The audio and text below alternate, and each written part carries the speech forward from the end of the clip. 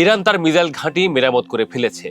বড় যুদ্ধ লাগলেই ইসরায়েলকে ঝাঁঝরা করে ফেলার ক্ষমতা রাখে সেই মিসাইলগুলো। ঝুঁকিতে আছে মধ্যপ্রাচ্যে থাকা মার্কিন ঘাঁটিগুলোও। সবচেয়ে ইন্টারেস্টিং, ইরান তার মিসাইল ঘাঁটি পুনরুদ্ধার করার অর্থ আমেরিকা ও ইসরায়েলের বোমাগুলো দুর্বল। তা না হলে ইরান তার মাটির নিচে থাকা মিসাইল ঘাঁটি কি করে মেরামত করে ফেললো, তাও আবার সামান্য বুলডোজার দিয়ে। এমনও কথা উঠছে, তার মানে ইরানের অস্ত্রের গুদাম গুঁড়িয়ে দেওয়ার সক্ষমতা আমেরিকা ও ইসরায়েলের নেই। দর্শক, আরেকটা জাদুকরী খবর আছে আপনাদের জন্য।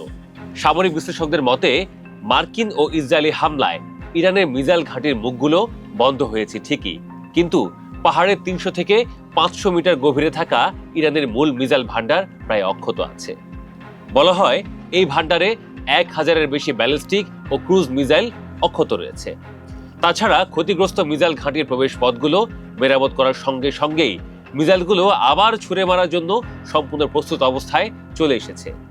তাহলে এটা বলাই যায় ইরান ও আমেরিকা ইসরায়েলের মধ্যে চলা যুদ্ধবিরতি সাপে বর হয়ে এলো, বিশেষ করে ইরানের জন্য। এ যেমন যুদ্ধবিরতির ফাঁকে নিজেকে আগের চেয়ে আরো বেশি গুছিয়ে এনেছে ইরান। যুদ্ধের সময় আমেরিকা ও ইসরায়েল দাবি করেছিল তাদের হামলায় ইরানের মাটির নিচে থাকা মিসাইল ঘাঁটি ধ্বংস হয়ে গেছে, কিন্তু মার্কিন সংবাদ মাধ্যম সিএনএন বলছে সাম্প্রতিক স্যাটেলাইট ছবি আমেরিকা ও ইসরায়েলের দাবিকে ভুল প্রমাণিত করেছে। সিএনএন বলছে ইরান আবারও দূরপাল্লার মিসাইল মোতায়েন ও মিসাইল ছোড়ার সক্ষমতা অর্জন করে ফেলছে। কেননা ইরান খুবই সাধারণ যন্ত্রপাতি যেমন বুলডোজার ও ট্রাক ব্যবহার করে তার ক্ষতিগ্রস্ত রাস্তা ও সুড়ঙ্গের প্রবেশপথ পুনরায় সচল করার চেষ্টা করছে। যুদ্ধের সময় আমেরিকা ও ইসরায়েলের হামলায় ইরানের মাটির নিচে থাকা বিভিন্ন মিসাইল ঘাঁটির প্রবেশপথ ধ্বংস করা হয়, অনেক সুড়ঙ্গের মুখ ধসে পড়ে। আমেরিকা ও ইসরায়েলের লক্ষ্য ছিল ইরান যেন মিসাইল ভান্ডারে প্রবেশ করতে না পারে এবং তাদের সামরিক কার্যক্রম যেন বাধাগ্রস্ত হয়।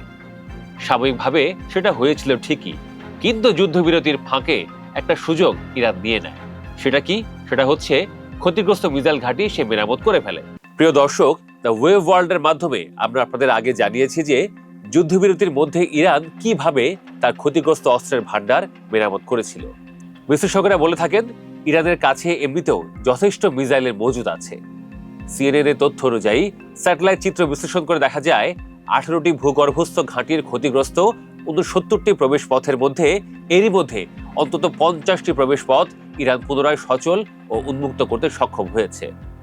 ডেসফুল, ইস্পাহান, খমিনের মতো কৌশলগত এলাকার ঘাঁটিগুলোতে এই মেরামতের গতি সবচেয়ে বেশি দেখা যায়। শুধু সুড়ঙ্গ পথই নয়, যেসব সলিড ফুয়েল ও মিসাইল উৎপাদন কারখানায় হামলা হয়েছিল সেখানেও ইরান তাদের ক্ষয়ক্ষতি কাটিয়ে ওঠার চেষ্টা চালাচ্ছে। বিশেষ করে মিসাইলের জন্য প্রয়োজনীয় প্ল্যানেটারি মিক্সার এবং ড্রোন অ্যাসেম্বলি ইউনিটগুলো নতুন করে চালুর কাজ চলছে। আন্তর্জাতিক নিরাপত্তা বিশেষজ্ঞদের মতে আমেরিকা ও ইসরায়েলে অত্যন্ত আধুনিক বিমান হামলার ক্ষয়ক্ষতি ইরান যেভাবে সাধারণ বুলডোজার ও ডাম্প ট্রাক দিয়ে কয়েক সপ্তাহের মধ্যে মেরামত করে ফেলেছে, সেটা আধুনিক বিমান হামলা বা বোমা ফেলার কৌশলের সীমাবদ্ধতাকে আরো ফুটিয়ে তুলেছে। এর মাধ্যমে ইরান যুদ্ধবিরতির পর খুব দ্রুতই তাদের প্রতিরোধ ক্ষমতা পুনরুদ্ধার করতে সক্ষম হয়েছে। আগেও মার্কিন কর্মকর্তারা এমন কথা বলেছেন। সে কথাটা কি? কথাটা হচ্ছে আমেরিকার নির্ধারিত সময়সীমা বা ধারণার চাইতেও ইরান দ্রুত পুনর্গঠন করে ফেলেছে নিজেকে। বিশেষজ্ঞদের মতে যুদ্ধ বন্ধ ও হরমুজ প্রণালী পুনরায় খুলে দেওয়ার বিষয়ে আমেরিকা ও ইরানের মধ্যে একটি প্রাথমিক সমঝোতা চলছে, কিন্তু চূড়ান্ত চুক্তিতে পৌঁছাতে আরো অনেক সময় লাগবে।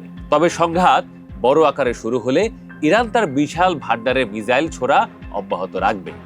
এ ব্যাপারে বিশ্লেষকদের ধারণা ইরানের কাছে লঞ্চার থাকলে মিসাইল ছোড়া তার কাছে কঠিন কিছু নয়।